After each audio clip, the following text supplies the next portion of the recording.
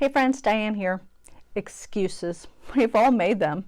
And the enemy is more than glad to bring his big bag of excuses and hand them off to us if we ever run out of them. For instance, I just can't help myself. True, but God can help you, and He is not expecting you to do this alone. He will be with you every step of the way, from conviction to liberation. Jesus has already set us free from the power of sin. Now we must choose to work with Him so that we can actually use this authority over sin to stay free from sin. Or how about, I know I'm not perfect, but we can't all be Mother Teresa. Nor is God asking you to be her, but He is commanding you to trust Him because He has something so much better for you than the sin could ever promise. So here's the thing. Sin makes all sorts of promises, but never delivers. This is how the enemy strings us along.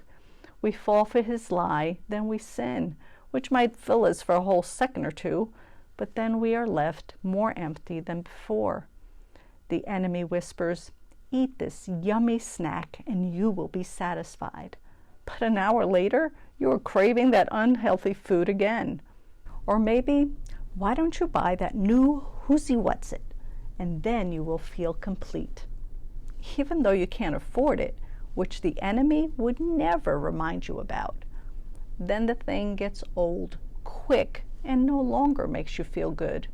And you are left having to pay for it. Or how about, look at that guy over there. He would treat you right, even though you're married and well, I shouldn't have to explain all of the destruction and heartbreak following that lie would bring, right? Sin is deceptive because it never presents the full story. Sin is unfulfilling because we were not created to live for me, myself, and I. Sin is an inferior and lazy way to live our lives since it's not focused on loving God and others, which is what we were created for.